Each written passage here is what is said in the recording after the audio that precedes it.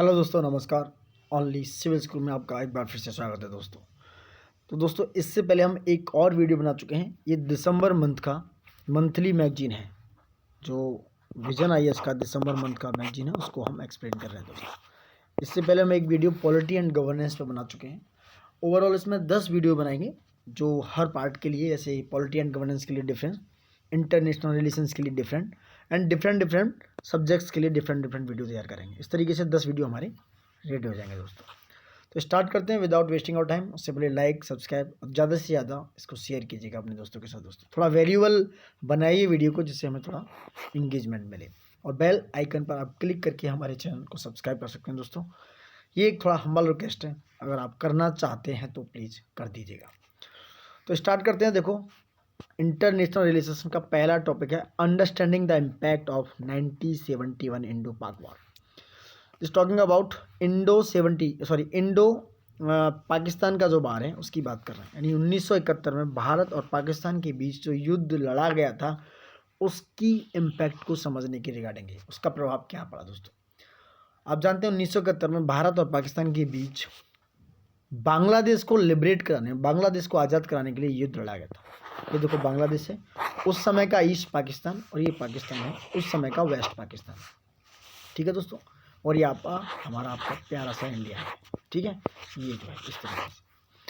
अब स्टार्ट करते हैं कि किस कंटेक्स्ट में है। रीज़न क्या है, देखो 50 साल कंप्लीट हो चुके हैं उस भारत पाकिस्तान के युद्ध को। 1971 में वो युद्ध लड़ा गया था, और 2021 में दोस्तों, दिसंबर की बात थी, 2021 में दिसंबर में उसको 50 साल कंप्लीट हो चुके हैं। इसी ट्रिब्यूट को देने के लिए उन हमारे बहादुर सिपाहियों, और उन्होंने सेक्रीफाइस किया है उस विक्ट्री को, उस वॉर को जीत दिलाने में, उनके सेक्रीफाइस के लिए ही ये ट्रिब्यूट दिया गया है दोस्तों। हमारे देश के द्वारा ये ट्रिब्यूट उन बहादुर नौजवानों के लिए, उन बहादुर शहादतवानों के लिए एक सेक्रीफाइस, जिन्होंने हमारे देश की विजय बनाने के लिए, विजय भव जीतने के लिए उस युद्ध को एक ट्रिब्यूट दिया गया है दोस्तों। इसके पीछे कंटेक्स्ट क्या है, वॉर के पीछे समझो। उस समय का इंडिया दोस्तों एक सब कॉन्टिनेंट था, यानी कि ये टोटल इंडिया एक सब कॉन्टिनेंट था ये पूरा। इसमें बांग्लादेश और पाकिस्तान दोनों इसका एक पार्ट थी। तो उस समय ये जियोग्राफिकली एक यूनाइटेड रीजन हुआ करता है, एक सिंगल रीजन हुआ करता था, जिसके साथ बहुत सारी लॉन्ग शेयर्ड बाउंड्रीज थी, लाइक एथनिक तरीके से, linguistic, natural, cultural, historical, geographical तरीके से वो यूनाइटेड रीजन हुआ करता था दोस्तों। जैसे हमारे जो इमीडिएट नेबर्स हैं, जस्ट लाइक नेपाल जो यूपी बिहार के साथ बॉर्डर बनाता है, बांग्लादेश जो वेस्ट बंगाल और असम के साथ बॉर्डर बनाता है, और जो प्रेजेंट डे पाकिस्तान है उसका कुछ इंडियन स्टेट के साथ, लाइक राजस्थान, उत्तराखंड और ये गुजरात के साथ ये बॉर्डर बनाता है इधर। ठीक है, पार्टीशन ऑफ इंडिया की बात करें, पार्टीशन ऑफ इंडिया के अंडर की बात करें, जो टेरिटरी थी पाकिस्तान की, वो 2 भागों में जियोग्राफिकली डिवाइड हो गई थी। जैसे कि मैं बताता, पहला पार्ट वेस्ट पाकिस्तान बना, दूसरा पार्ट ईस्ट पाकिस्तान बना, जो इस समय का बांग्लादेश कहलाया, और ये वेस्ट पाकिस्तान क्या कहलाया, इस समय का पाकिस्तान कहलाया था। ठीक है दोस्तों, अगर पाकिस्तान के डोमिनेंस की बात करें तो उस समय का जो ईस्ट और वेस्ट पाकिस्तान के सिनेरियो में पाकिस्तान का, यानी कि वेस्ट पाकिस्तान का डोमिनेंस हुआ करता था किस पर, उस समय के जो ये रीजन थे उसके डोमिनेंस की, पार्लियामेंट पर डोमिनेंस होता था, जुडिशरी में उसका डोमिनेंस होता था, और जो ईस्ट पाकिस्तान के पीपल्स थे उनके ऊपर भी इसका डोमिनेंस होता था, किसका, वेस्ट पाकिस्तान का। इस तरीके से जो ईस्ट पाकिस्तान के लोग थे वो एक सप्रेशन और इनजस्टिस, बहुत सारे तरीक़ों से वो क्या कर रहे थे, इनजस्टिस और सप्रेशन को झेल रहे थे, यानी कि उनके साथ अन्याय और उनके साथ उनको दबाना, उनको डोमिनेटिंग नेचर में रखना, इस तरह की कुछ एक सिनेरियो वो झेल रहे थे। और भी बहुत सारे वेरियस फैक्टर्स से जो कि ईस्ट पाकिस्तान के लोगों को झेलना पड़ रहा था। यूनेस्को ने दोस्तों 21 फरवरी 1999 को international mother language day declare किया। ये क्यों डिक्लेयर किया, क्योंकि ईस्ट पाकिस्तान में करीब 58 से 60% लोग बांग्ला भाषा बोलते थे, लेकिन उनकी भाषा को कहीं कोई रिकॉग्निशन नहीं मिला था, और वेस्ट पाकिस्तान ने उर्दू को नेशनल भाषा का दर्जा दे दिया था। इसलिए यूनेस्को ने 21 फरवरी 1999 को international mother language day declare किया। क्यों डिक्लेयर किया, क्योंकि उनकी जो बांग्ला भाषा थी उनके लैंग्वेज मूवमेंट के अगेंस्ट में दोस्तों, उनके लैंग्वेज मूवमेंट और बांग्लादेश के ट्रिब्यूट के लिए, अगेंस्ट में नहीं, उनको ट्रिब्यूट देने के लिए ऐसा यूनेस्को ने किया दोस्तों। अब देखो कहाँ कहाँ डिस्क्रिमिनेशन था, कहाँ कहाँ सप्रेशन था। सोशल लेवल पर सप्रेशन था, जैसे कि मैंने बताया बंगाली एक एथनिक आइडेंटिटी थी, उनकी लैंग्वेज को कोई भी रिकॉग्निशन नहीं मिला। उर्दू को वेस्ट पाकिस्तान ने नेशनल भाषा डिक्लेयर कर दिया, जबकि बंगाली बोलने वाले लोगों की जो संख्या थी कितनी, 50% थी 1951 के सेंसस के अकॉर्डिंग दोस्तों। वहीं इकोनॉमिक लेवल पे भी ऐसा कुछ नहीं था। ईस्ट पाकिस्तान के लोगों को जॉब की, आर्मी में जाने की, सिविल एडमिनिस्ट्रेशन में काम करने की बहुत ज़्यादा कमी थी, यानी उनका रिप्रेजेंटेशन भरपूर नहीं था। अगर पर कैपिटा इनकम के बेस पे देखा जाए इन दोनों रीजन्स में दोस्तों, तो करीब 400% 400% का गैप था बिटवीन वेस्ट पाकिस्तान और ईस्ट पाकिस्तान के बीच में। सेम प्रोसीजर पॉलिटिकल लेवल पे भी देखा जाए दोस्तों, उस समय का सिनेरियो ये था कि जो मिलिट्री लीडर्स है वो शासन कर रहे थे। ये largely controlled by military leaders like Ayub Khan, जो कि 1958 से लेकर 69 तक करीब 11 साल इन्होंने शासन किया पाकिस्तान पर। उसके बाद आइए याहिया खान, उन्होंने 1969 से 71 तक शासन किया। मैं पाकिस्तान से सिनेरियो से मतलब है कि उस समय का वेस्ट पाकिस्तान और ईस्ट पाकिस्तान दोनों एक थे, दोनों की बात कर रहा हूँ दोस्तों, तो ध्यान रखना। तो वेस्ट जो कि क्या, the west Pakistan further failed in, जो वेस्ट पाकिस्तान है आज का जो पाकिस्तान है वो किस तरीके से फेल हो गया।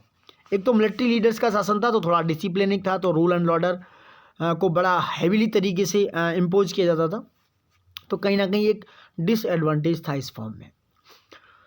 तो जो ईस्ट पाकिस्तान है उसको 1966 में डिमांड की उन्होंने कि भैया हमें अपनी ऑटोनॉमी चाहिए, हमें अपनी सोवरेनिटी चाहिए, हम अपना खुद में ऑटोनोमस शासन चला सकते हैं। तो उनको क्या है, meeting a greater autonomy demands of East Pakistan in 1966, 1966 में ऐसी डिमांड हुई, बट ऐसा हुआ नहीं। बाद में 1970 का इलेक्शन हुआ और अवामी लीग सत्ता में आई, और उसके जो अवामी लीग के जो लीडर थे वो कौन थे, शेख मुजीबुर रहमान। उनकी पार्टी अवामी लीग सत्ता में आई और डेमोक्रेटिक ट्रांसफ़र ऑफ पावर हुआ, यानी कि पावर का ट्रांसफर हो गया, ट्रांसफ़र ऑफ पावर हुआ कहाँ, अवामी लीग के साथ दोस्तों। अवामी लीग सत्ता में आ गई।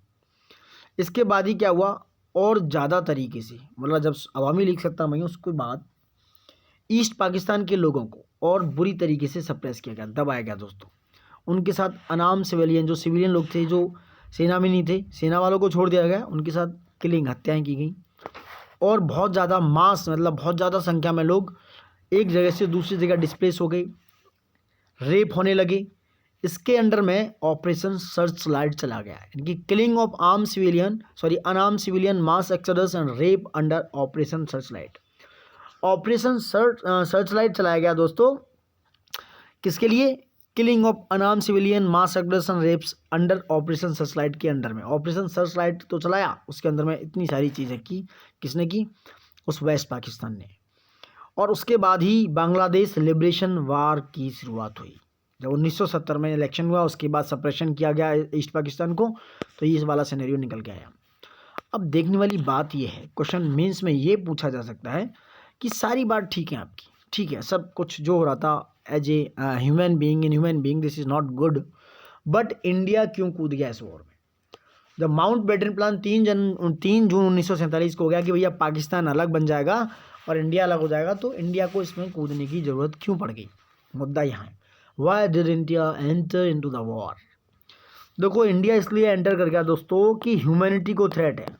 मैं तो आज भी यही कहूँगा, अगर किसी की मानवता के साथ अत्याचार हो रहा है तो आपको उसके खिलाफ आवाज़ उठानी चाहिए। अगर आप उसके खिलाफ आवाज़ नहीं उठा रहे हैं तो कल को आपके खिलाफ भी कुछ भी हो सकता है।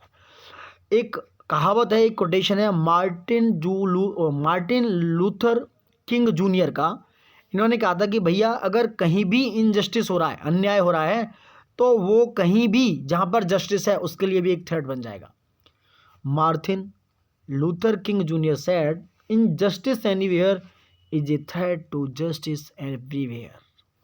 This is the quotation of junior king. तो थ्रेट टू ह्यूमैनिटी के लिए थ्रेट था, इंडिया को इसलिए एंटर करना पड़ा कि जो ईस्ट पाकिस्तान के पीपल से दोस्तों, ईस्ट पाकिस्तान के जो लोग थे, हमारे भाई लोग थे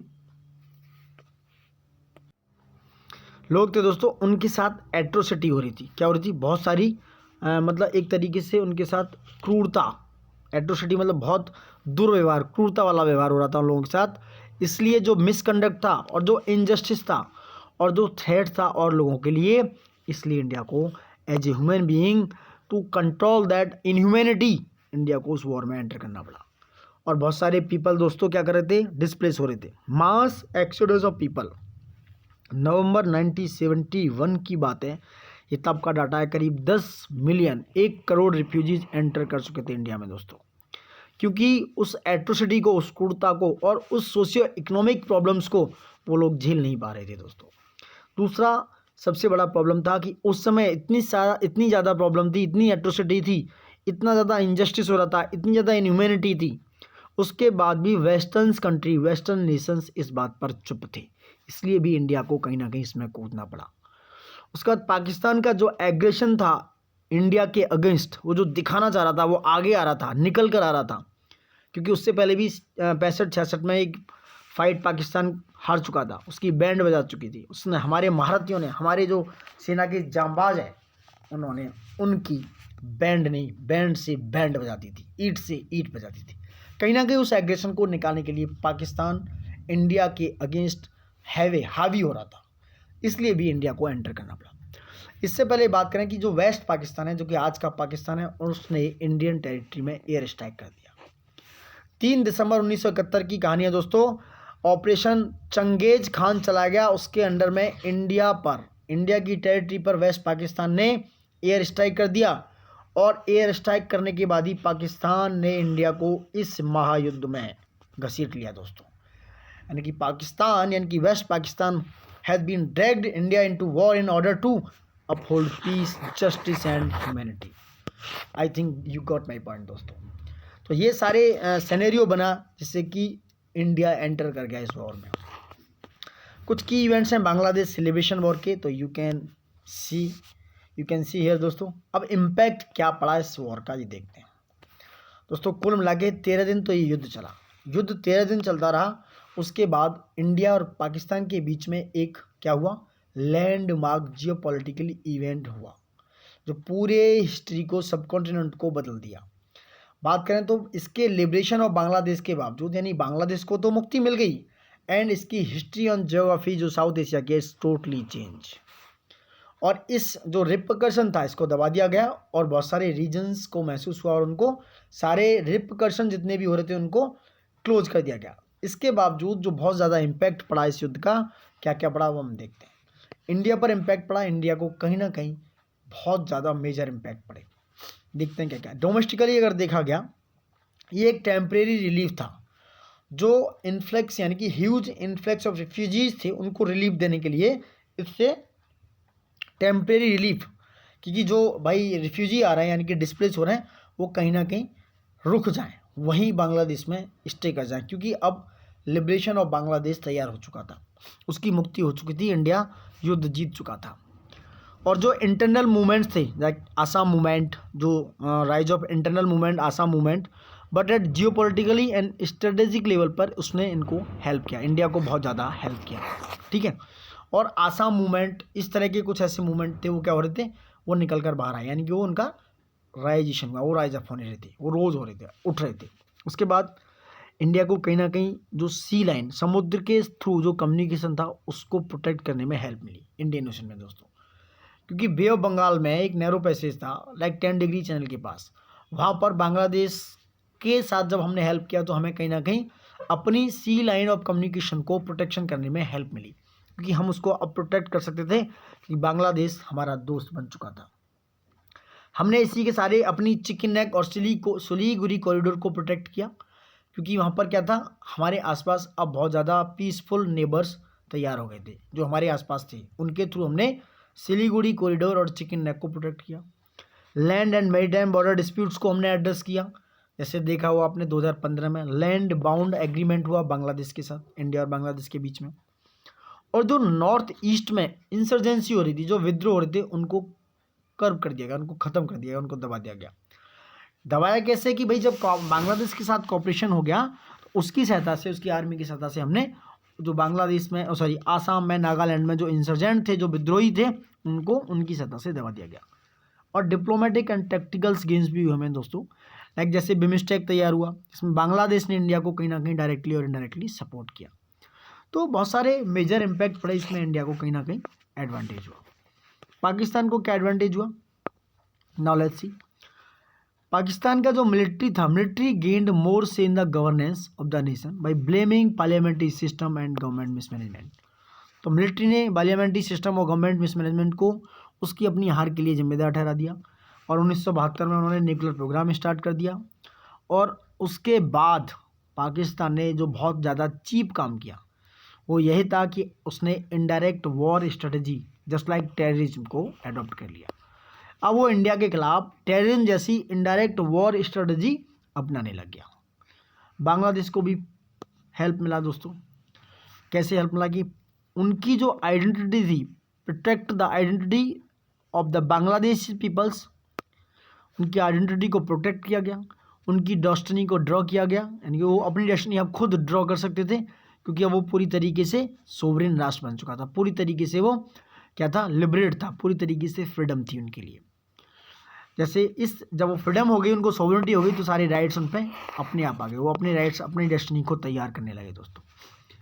इसका इम्पोर्टेंस ये हुआ कि बहुत सारा गारमेंट एक्सपोर्टर तैयार हो गए बांग्लादेश में वर्ल्ड के लिए, यानी गारमेंट एक्सपोर्टर जो थे उनका बहुत ज़्यादा इमरजेंस हुआ और उन्होंने बायलैटरल रिलेशंस बिल्ड करने इंडिया और अदर नेशंस के साथ शुरू कर दिए और जॉइंटली लाइक माइंडेड नेशंस के साथ वो काम करने लगे दोस्तों, जिनके पास दिमाग था, इंटेलेक्चुअल थी। ग्रोथ और प्रॉस्पेरिटी को बढ़ाने के लिए, ग्रोथ और प्रॉस्पेरिटी को बढ़ाने के लिए बांग्लादेश जॉइंटली वर्क करना पड़ा, जॉइंट वेंचर्स में काम करने लगा। ये बांग्लादेश के लिए एडवांटेज होने लगा। यूएसओ को क्या हुआ, यूएस पाकिस्तान चाइना जो ग्रुप फॉर्म हुआ था उस समय, यूएसए ने 7th फ्लीट जो यूएसएस एंटरप्राइज था उसने बे ऑफ बंगाल में डिप्लॉय किया था। वो इंडिया को डिटर करना चाहता था इस लिबरेशन ऑफ बांग्लादेश वॉर में रोकने से लिए इंडिया को वो रोकना चाहता था कि इंडिया इस वॉर से रुक जाए, यानी कि बे ऑफ बंगाल में यूएसए ने 7th फ्लीट क्या किया, डिप्लॉय कर दिया to deter India and prevent the liberation of Bangladesh. हुआ क्यों, इन सब का इम्पैक्ट ये पड़ा, इंडिया यूएस के जो रिलेशन है वो डिट्रॉय हो गए, यानी कि उनमें कमी आई। उसके बाद दोनों के बीच में पॉइंट ऑफ डिस्ट्रस्ट क्रिएट हो गया, उनके रिलेशंस में पॉइंट ऑफ डिस्ट्रस्ट। उसके बाद loss of face by going against protection of human rights. और कहीं ना कहीं यूएसए अपने फेस को मतलब अपनी डेमोक्रेटिक वैल्यूज़ और ह्यूमन राइट की वजह से यूएसए खुद को अपने मुंह को छिपा नहीं पा रहा था, एक तरीके से ऐसा कह सकते हो। उसको बहुत ज़्यादा उसकी अपनी जो पावर थी कि भैया हम राज करने वाले हैं, जो एक शासक की तरह था, वो कहीं ना कहीं क्या था, ह्यूमन राइट और डेमोक्रेटिक वैल्यूज़ की वजह से यूएसए को लॉस ऑफ फेस जैसी प्रॉब्लम फेस करनी पड़ी। सोवियत यूनियन ने क्या किया, उसने अपने कुछ एस्टेबलाइजिंग फैक्टर रिलेशनशिप रिकॉग्नाइज किए। उसने क्या किया, एंड उसने जो रिड्यूस इन्फ्लुएंस था यूएसए का साउथ एशिया रीजन में वो कम किया, यानी कि ये जो एस्टेबलाइजिंग फैक्टर थे इंडिया के साथ मजबूत हो रहे थे और चाइना के साथ भी थोड़ा बहुत मजबूत था, लेकिन इंडिया के साथ ज़्यादा था उस समय। इस वजह से साउथ एशिया रीजन में यूएसए का इन्फ्लुएंस कम हुआ।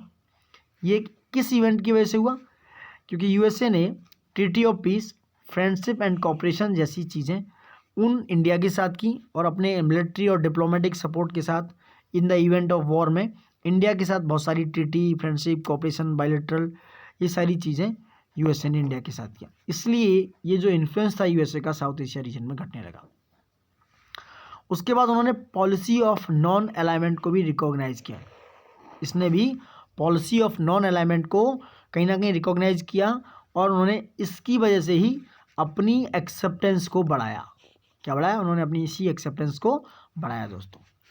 यूनाइटेड नेशंस क्या था, यूनाइटेड नेशंस इस मुद्दे पर बिल्कुल चुप रहा। यूएनएससी ने अटेम्प्ट तो किया, UNSC want to attempt have a ceasefire soon after Pakistan attack on India 4 December, क्योंकि ये जो है सोवियत यूनियन ने वीटो किया था दोस्तों। Because of veto UNSC want to attempt a cease have a ceasefire soon after Pakistan attack, but ऐसा हुआ नहीं। क्योंकि ऐसा नहीं हो पाया, इसलिए ऐसी संस्थाओं में, ऐसे इंस्टीट्यूशंस में there is a need for reforms. वो किसी की गुलाम नहीं है, क्योंकि ये एक बहुत बड़े ग्रुप्स हैं, बहुत बड़ी ऑर्गेनाइजेशंस हैं। इसमें वर्ल्ड के बहुत बहुत बड़े कंट्रीज़, बहुत बहुत बड़े लीडर्स इसमें सहयोग करते हैं। तो इसमें रिफॉर्म्स की बहुत ज़्यादा ज़रूरत है in order to protect democratic value and basic human rights. क्योंकि अगर किसी के डेमोक्रेटिक वैल्यूज़ के साथ और उसके ह्यूमन राइट के साथ खिलवाड़ हो रहा है तो ऐसी संस्थाओं को रिफॉर्म्स की ज़रूरत है, उन्हें आगे आकर इस तरह की सिचुएशन को हैंडल करना चाहिए। रीज़न क्या था कि उस समय जो वेस्टर्न नेशंस का डोमिनेंस था ऐसी संस्थाओं में, ये एक कहीं ना कहीं, स्पेशली अगर हम यूएस की बात करें, ये कहीं ना कहीं ड्रॉबैक था, कहीं ना कहीं ये एक फ्लॉज था जिससे यूएनएससी प्रॉपर वे में काम नहीं कर पाया। क्योंकि यूएनएससी में चाइना का भी कहीं ना कहीं कि 5 countries are the permanent member UNSC, like China, USA, Russia, France और जर्मनी। ये 5 मेंबर हैं जो जर्मनी, यूके, 5 मेंबर हैं जो परमानेंट मेंबर हैं। तो इन्हीं का वीटो पावर चलता है। वीटो तो लिया सोवियत यूनियन ने, बट यूएस की वजह से कहीं ना कहीं वो इम्प्लीमेंट नहीं हो पाया दोस्तों। तो इट्स ऑल अबाउट जो लिबरेशन वॉर था पाकिस्तान का, इंडो पाकिस्तान वॉर हुआ 1971 का, ये सारी स्ट्रेटजी थी। मेजर इम्पैक्ट देखिए हमने, चैलेंजेस, कंसर्न्स क्या क्या हैं और ऐसा क्यों हुआ इसलिए कि 50 साल 2021 में कंप्लीट कर चुका है, इसलिए हमने ट्रिब्यूट दिया है उन जवानों के लिए जिन्होंने उस युद्ध में शहादत पाई थी। उनके लिए जय हिंद, जय सलाम। अब इसका कंक्लूजन आप पढ़ सकते हो दोस्तों। ये एक और वर्ड है, मैं बात करता हूँ, ब्लिट्जक्रिग ऑपरेशन। क्यों चलाया गया देख तो, 13 दिन का वॉर हुआ। It was not just a blitzkrieg operation to change the political structure of a nation, it was a war to protect the moral and democratic tradition. इस प्रकार अगर देखा जाए तो स्वर्णिम विजय पर्व भी मनाया गया उन पॉलिटिकल लीडर्स प्रोफेशनलिज्म के द्वारा जो आर्म फोर्स के लिए मनाया गया दोस्तों, स्वर्णिम विजय पर्व, ठीक है, as well as country and consider. तो ये भी एक वर्ड है, इसको याद रखना, blitzkrieg operation to change the political structure of the nation during the 13-day war of liberation. वो 13 दिन के वॉर के नाम से भी जाना जा सकता है दोस्तों। अब बात करते हैं इमर्जिंग बीआरआई अल्टरनेटिव्स, यानी कि क्या क्या अपॉर्चुनिटी है इंडिया के लिए, क्या क्या नहीं है। ये दूसरा टॉपिक है दोस्तों, emerging BRI alternative opportunity for India. BRI की बात करें तो यह बेल्ट एंड रोड इनिशिएटिव जो चाइना के द्वारा लेके आया गया दोस्तों। ये न्यूज़ में क्यों है, यूरोपीय कमीशन जो है, यानी कि जो यूरोपीय यूनियन है दोस्तों, उसने ग्लोबल गेटवे नाम से, यानी बीआरआई के कंपेरिजन में इसी तरीके का एक इनिशिएटिव लॉन्च किया है। ग्लोबल गेटवे के थ्रू यूरोपीय यूनियन की स्ट्रेटजी ये है, वो ये चाहते हैं कि ग्लोबल इंफ्रास्ट्रक्चर को फाइनेंस करें वो लोग, और इस तरह का एक पूरी स्ट्रेटजी ग्लोबल लेवल पर बन जाए जो कि जितनी भी इकोनॉमीज हैं, जितने भी डेवलपिंग वर्ल्ड है, डेवलप कंट्रीज हैं, उनको फ़ायदा हो। यानी कि they want to mobilise 300 billion euros investment, यानी कि वो $300 बिलियन का इन्वेस्टमेंट करना चाहते हैं 2021 और 27 के बीच में। यानी कि 6 साल में ग्लोबल गेटवे के थ्रू यूरोपीय यूनियन ग्लोबल इंफ्रास्ट्रक्चर में $300 बिलियन का इन्वेस्टमेंट करना चाहता है। किसमें? ग्लोबल इंफ्रास्ट्रक्चर में दोस्तों, ठीक है। इसलिए ये बीआरआई का अल्टरनेटिव माना जा रहा है ग्लोबल गेटवे दोस्तों।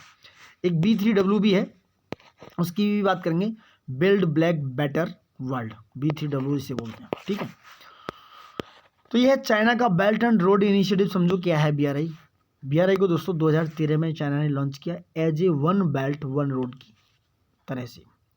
बीआरआई जो है एक चाइनीज इंफ्रास्ट्रक्चर डेवलपमेंट प्रोजेक्ट है जिसको लैंड सी रूट या इसको एशिया से, अफ्रीका से, यूरोप से लिंक करने के लिए डेवलप किया जा रहा है। यानी कि चाइना से लेके, मैं अपना दिखाता हूँ, चाइना से लेके दोस्तों, चाइना है, चाइना से लेके ये लैंड और सी रूट से होते हुए भी ये एशिया को कनेक्ट करते हुए अफ्रीका से, मिडिल ईस्ट से होते हुए यूरोप तक जाता है। ये चाइना का बेल्ट एंड रोड इनिशिएटिव है दोस्तों, ठीक है। ये लैंड सी रूट सारे पोर्ट वोर्ट जितने भी हैं कनेक्शन के लिए बनाया जा रहा है। इस समय अगर देखा जाए इसका सिनेरियो, ये सबसे ज़्यादा largest and most ambitious global infrastructure है दोस्तों, जिसमें फाइनेंस और डेवलपमेंट के लिए तैयार किया जा रहा है। अगर बात करें टोटल इनिशिएटिव की, टोटल एस्टिमेट की, जो बीआरआई है, बीआरआई करीब ऐसे 2600, यानी कि 2600 से भी ज़्यादा प्रोजेक्ट 100 कंट्रीज में चला रहा है, जिसकी एस्टिमेटेड कॉस्ट है $3.7 ट्रिलियन। कितनी? $3.7 ट्रिलियन, किसी भी कंट्री की टोटल जीडीपी, टोटल इकोनॉमी से भी ज़्यादा, ठीक है दोस्तों। अब इसमें कौन कौन से प्रोजेक्ट हैं? 100 कंट्रीज में जो प्रोजेक्ट चल रहे हैं, 2600 प्रोजेक्ट से भी ज़्यादा चलाए जा रहे हैं। इसमें पोर्ट्स को डेवलप करना, railway, roads, energy sector, digital network को तैयार करना, ये सब सारे प्रोजेक्ट बीआरआई के अंडर में तैयार किए जा रहे हैं। अब पोटेंशियल क्या है, बेनिफिट्स क्या है इस BRI के, समझो। इससे होगा क्या कि रीजनल कनेक्टिविटी एशिया, अफ्रीका और इन सारे यूरोपीय कंट्री के बीच एक रीजनल कनेक्टिविटी क्रिएट होगी। और जो फैसिलिटीज़ हैं लाइक पोर्ट, एयरपोर्ट या एनर्जी सेक्टर या डिजिटल नेटवर्क, ये क्या होंगे, मॉडर्नाइज होंगे। दूसरा जो मोबिलिटी है, यानी कि इंपोर्ट की जो इम्प्रूव होगी, इंपोर्ट एक्सपोर्ट करने की जो मोबिलिटी है, मार्केट तक रीच करने की जो मोबिलिटी है वो बढ़ेगी। और न्यू एनर्जी रिसोर्सेज की हार्नेस होगी। ओवरऑल अगर देखा जाए तो इफ़िशियंसी भी बढ़ेगी दोस्तों, इफ़िशियंसी के साथ एक इकोनॉमी में कॉम्पिटिटिवनेस का भी नज़रिया देखने को मिलेगा, यानी कि इकोनॉमिक की जो कॉम्पिटिटिवनेस है वो भी बढ़ेगी। कहीं ना कहीं ट्रेड के साथ साथ हमारी इकोनॉमिक कंडीशंस भी सुधार होंगी ओवर ग्लोबल लेवल पे। कंसर्न क्या है अब BRI के साथ, क्या क्या प्रॉब्लम्स हैं, क्या क्या चैलेंजेस हैं, ये समझो। सबसे बड़ी बात की लैक ऑफ ट्रांसपेरेंसी है BRI के अंदर में, यानी कि प्रॉपर तरीके से ट्रांसपेरेंसी नहीं है, क्या स्ट्रेटजी है, क्या पर्पज है इसका, वो कोई हाईलाइटेड नहीं है। बहुत सारी सेवरल अफ्रीकन कंट्रीज़ के साथ ऐसा हो रहा है कि वो हाईलाइटेड है नहीं कि क्या होने वाला है वहाँ पे, तो लैक ऑफ ट्रांसपेरेंसी की बहुत बड़ी प्रॉब्लम है। चाइना की जो सबसे बड़ी पॉलिसी है वो है डेब्ट ट्रैप पॉलिसी, यानी कि चाइना एक डेब्ट में फंसाता है, उसके बाद उनका एडवांटेज लेता है, उनका फ़ायदा उठाता है। ये भी एक कहीं ना कहीं बहुत बड़ा कंसर्न है BRI का, कि चाइना किस तरीके से पॉलिटिकल फ़ायदा उठाता है, पॉलिटिकल लेवरेज लेता है उन अगेंस्ट, उन डिफॉल्टिंग नेशंस के अगेंस्ट जिसने उनको कर्ज दिया हुआ है। जैसे अभी रिसेंटली एक न्यूज़ देखा होगा आपने कि चाइना ने हम्बनटोटा जो श्रीलंका का पोर्ट है 99 साल के लिए लीज पे ले लिया है। This is also a part of डेब्ट ट्रैप डिप्लोमेसी दोस्तों। Violation of sovereignty and territorial integrity, ये भी एक बहुत बड़ा फैक्टर है BRI का। बहुत सारे प्रोजेक्ट्स के थ्रू देखा गया कि जो China Pakistan economic corridor CPEC बना रहा है वो कहीं ना कहीं हमारी, यानी कि इंडिया की सोवरेनिटी और इंटीग्रिटी के अगेंस्ट है दोस्तों, क्योंकि वो China Pakistan economic corridor POK से निकल रहा है, पाकिस्तान ऑक्युपाइड कश्मीर से निकाला जा रहा है, तो वो हमारी सोवरेनिटी और टेरिटोरियल इंटीग्रिटी के लिए एक बहुत बड़ा थ्रेट बन गया है दोस्तों।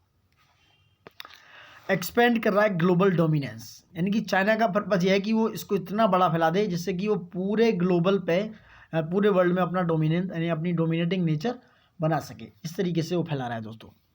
यानी अगर बात करें कि dual use of ports and digital network, BRI is seen as a state backed campaign for Chinese global dominance.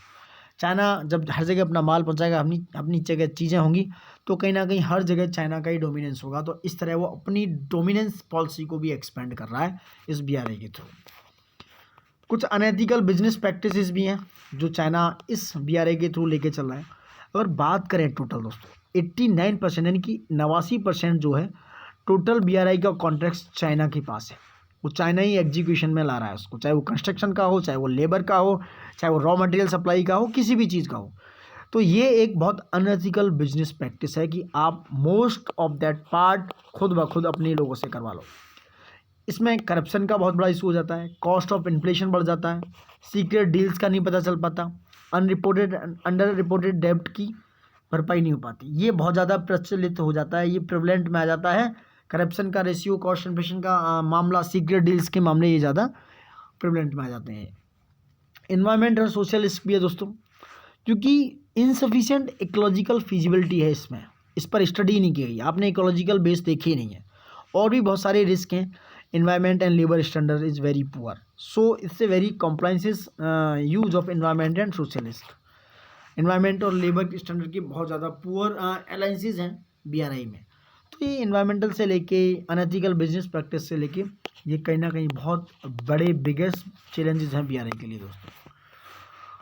अब कुछ और अल्टरनेटिव हैं BRI के, क्या क्या हैं जो इसको काउंटर कर सकते हैं या करने वाले हैं। कुछ डेवलप कंट्रीज़ हैं, they are trying to, they have funding some infrastructure for a long time. जैसे जापान कर रहा है ADB के थ्रू, लाइक और बड़े बड़े इंफ्रास्ट्रक्चर हैं जो चाइना के BRI के लिए क्या है, एक अल्टरनेटिव की तरह देख सकते हैं दोस्तों। जैसे अभी रिसेंटली बात करें बिल्ड बैक बेटर वर्ल्ड, जिससे मैंने पहले बताया था, ये G7 का इनिशिएटिव है, B3W जिसे बोलते हैं, बिल्ड बैक बेटर वर्ल्ड। दूसरा है ग्लोबल गेटवे, ये भी एक अल्टरनेटिव है यूरोपियन यूनियन का, ये भी कहीं ना कहीं BRI का अल्टरनेटिव है दोस्तों। अब ये जो B3W जो है, ये G7 कंट्रीज की एक अप्रोच है कलेक्टिवली तरीके से। They want to catalyse fund for infrastructure development for low and middle income countries. जो low and middle income countries हैं वहाँ पर वो ये फंड अपना कैटलाइज करेंगे इंफ्रास्ट्रक्चर डेवलपमेंट B3W प्रोजेक्ट के थ्रू, जो G7 कंट्रीज हैं दोस्तों। वैसे ही सेम स्ट्रेटजी ग्लोबल गेटवे के लिए है कि यूरोप की जो स्ट्रेटजी है कि भैया पीपल्स के साथ कनेक्शन करना, कंट्रीज के साथ कनेक्शन करना in a smart and sustainable and fair way में, यानी प्यार मोहब्बत से, स्मार्ट तरीके से, सस्टेनेबल तरीके से यूरोप चाहता है कि वो लोगों के साथ और देश के साथ कनेक्शन बनाए। ये भी एक अच्छा मूव है।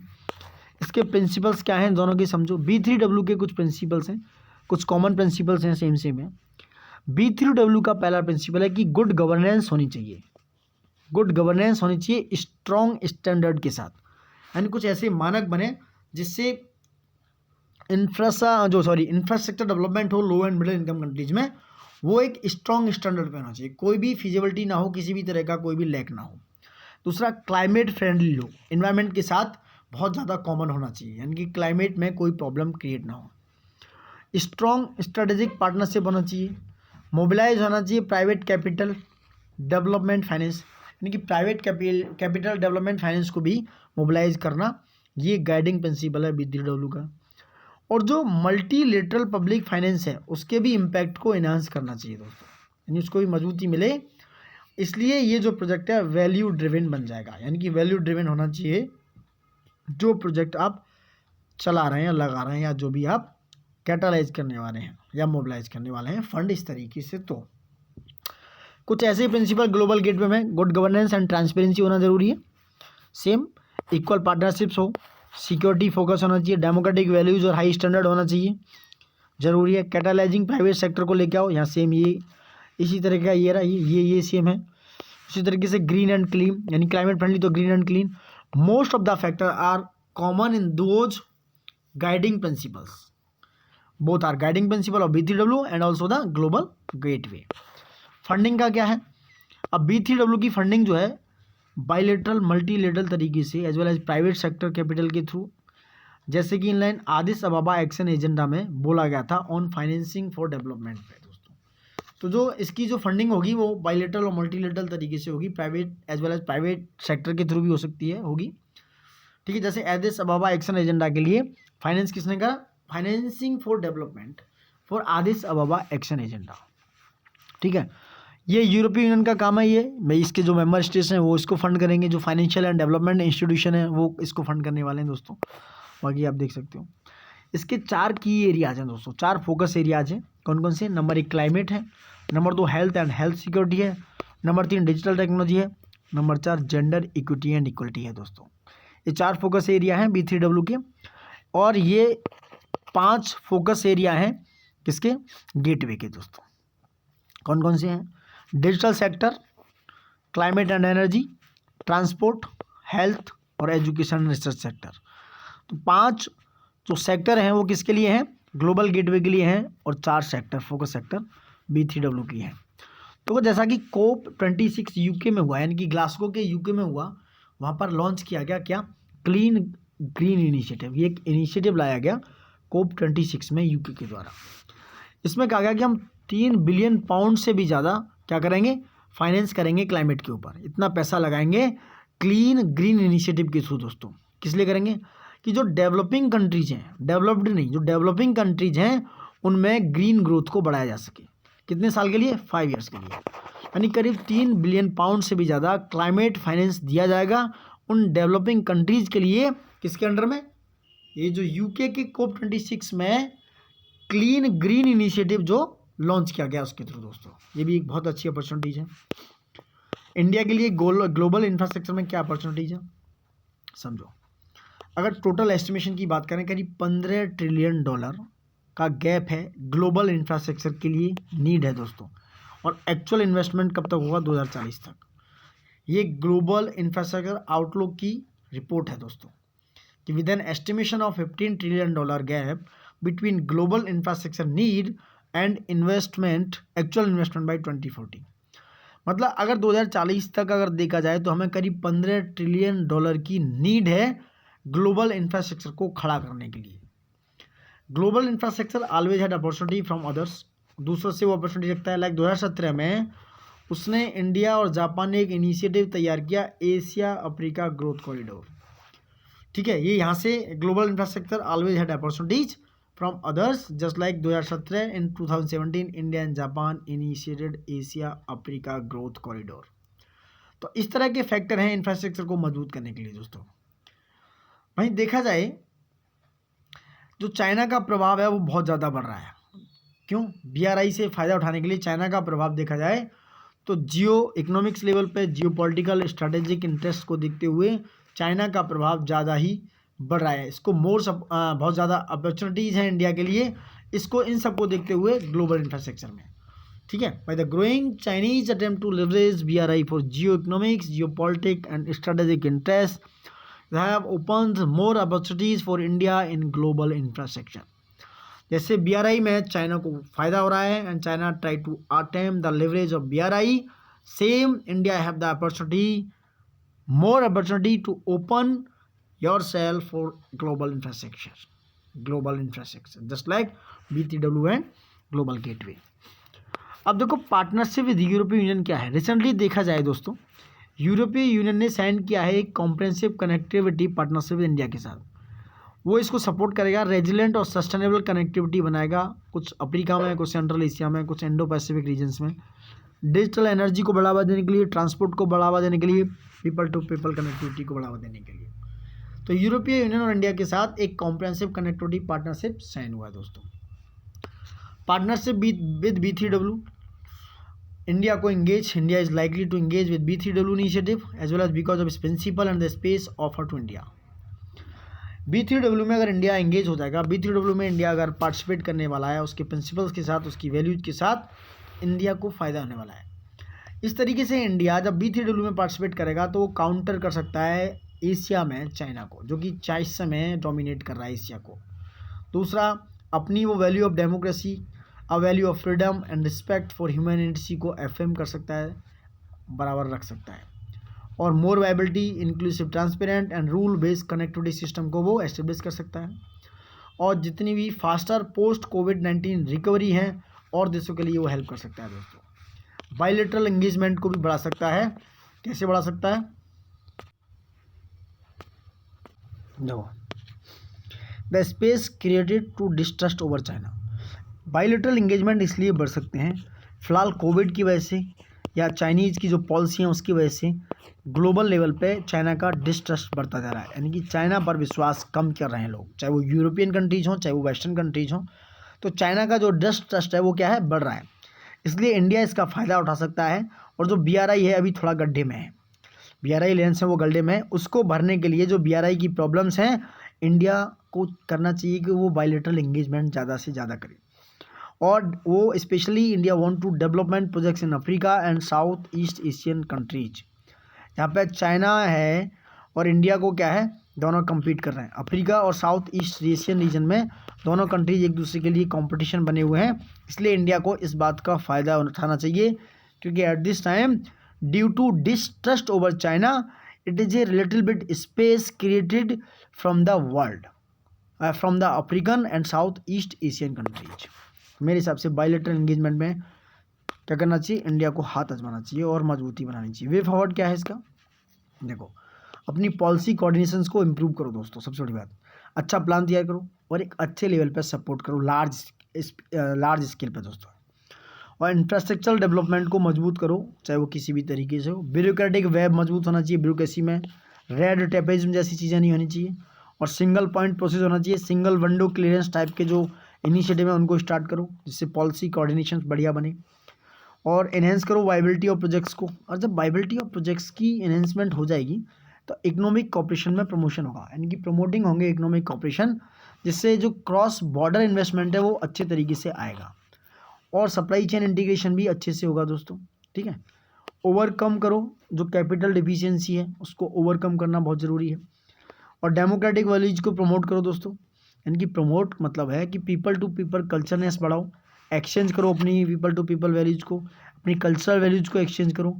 एंड विजिबल परफॉर्मेंस दिखाओ, इम्प्रूवमेंट करो बहुत सारे प्रोजेक्ट के थ्रू, और पीपल्स का ट्रस्ट एंड कॉन्फिडेंस गेन करो। This is the democratic values between the country and other people, other nations. जिससे क्या होगा, कहीं ना कहीं जब आप पीपल्स टू पीपल ट्रस्ट दिखाओगे, पीपल टू पीपल कॉन्फिडेंस बना रहेगा, तो आपको आपकी परफॉर्मेंस में इंप्रूवमेंट नजर आएगा। ठीक है दोस्तों, it is a very big factor to infrastructure, it is a very big factor to development the values and democratic values with any nations दोस्तों। ठीक है, और भी बहुत सारे इनिशिएटिव हैं जहाँ इंडिया को वर्क करना चाहिए। जैसे बात करें कहाँ पर, बिल्डिंग डोमेस्टिक कैपेबिलिटीज हैं, यहाँ इंडिया को काम करना चाहिए। एक लॉन्ग टर्म पर्सपेक्टिव तैयार करो, बहुत सारी चीज़ें जहाँ पर एक्सटर्नल इनिशिएटिव हैं ऐसे बहुत सारे, India should work on that node. तो this is all about the global initiative, global gateway initiative दोस्तों, इससे alternative of BRI। I hope आप समझ पा रहे हैं। प्लीज़ उससे पहले दोस्तों प्लीज़ एक रिक्वेस्ट, निवेदन, हाथ जोड़कर निवेदन है, प्लीज़ लाइक शेयर ज़्यादा से ज़्यादा सब्सक्राइब कीजिए और बेल आइकन पर आप क्लिक कर कर उसे अपना बना सकते हैं दोस्तों। नाउ टॉकिंग अबाउट दोस्तों G20 क्या है आप समझते हैं।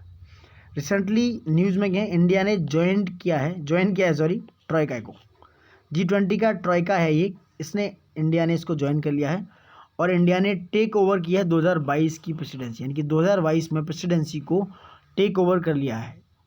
तो G20 की जो प्रेसिडेंसी है दोस्तों इंडिया के पास 2023 में आने वाली है, यानी कि 2023 में G20 की प्रेसिडेंसी कौन करने वाला है, इंडिया।